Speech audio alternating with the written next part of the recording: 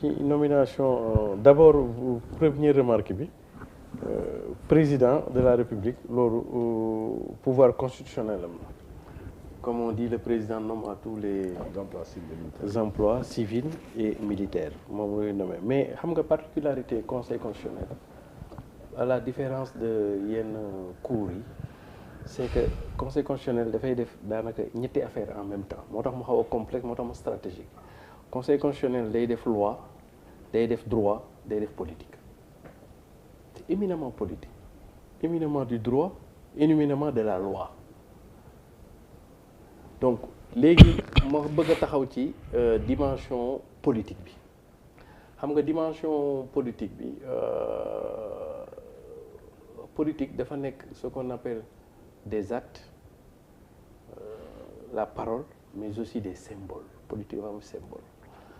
te c'est pas pour rien qu'on appelle ñi nekk conseil constitutionnel les 7 sages Badio Camara daanaka à l'état actuel il est le dernier venu du point de vue de la symbolique comment le dernier venu a-t-il été une décision sage de prendre le dernier venu pour le nommer président puis affaire bref étant entendu que conseil constitutionnel presque le président a presque une voix prépondérante sur ça moom dafa am ñu mu fa fekk. parce que seet leen bu ñu xaajaloowee c'est la voix du très bien voilà qui divise donc moom moo fa mujjee dugg si ñu jël ko ñëw teg ko est-ce que pour man ça a été une décision sage xam nga souvent là maa ngi ci analyse politique bi Olof Ndiaye day faral di wax ni ndobin bu reyee sa maam foo gisee lu ñuul da ngay daw te ay la yéwén sans pour autant entrer dans le jugement de valeur ci histoire contemporaine politique yëpp pratiquement moom il a été au cœur affaire Karim Wade affaire Khalifa il a été kon donc c'est tout à fait légitime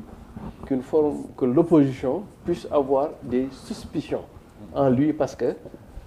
amoon na lu fi jotoon pour man nag c'est à lui de montrer que il y avait plus de peur que de mal mais en tout cas sunu taarixu réew depuis très longtemps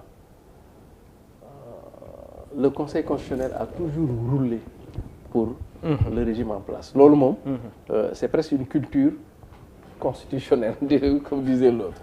presque su waxul ni incompétent je suis pas compétent comme noonu ñu koy waxee noonu mais pour l'essentiel dans nos pays là véritablement ce serait surprenant l'exception aurait été que le président de la Cour suprême puisse kii pare dafa am benn anecdote boo xam ne benn responsable politique daf ma koy nettali te ça mesure le caractère inféodal du président de la République sur des institutions xam nga Doudou Ndoye da koy wax maître Doudou Ndoye ñun daanaka dañu nekk république rek mais buur na yem gis nga président Macky Sall anecdote bu moo tax man la politique ay symbole la dafa ñëw prêter serment bu mu prêter serment ba pare daal di woo président conseil constitutionnel ne ko duggal ci oto bi mu dugg ci oto bi ñoom ñaar ñu dugg ci oto bi dem mais dans une république et dans ces symboles c'est extrêmement grave. extrêmement grave. après léegi nag yow kooku nag après pour nga mën a xaw ma nu koy olof yi di waxee naal contrôler ko yooyu dafay xaw a jafe te loolu du point de vue symbolique dafay montrer une forme de soumission d'ailleurs loolu moo tax c'est je peux comprendre la suspicion de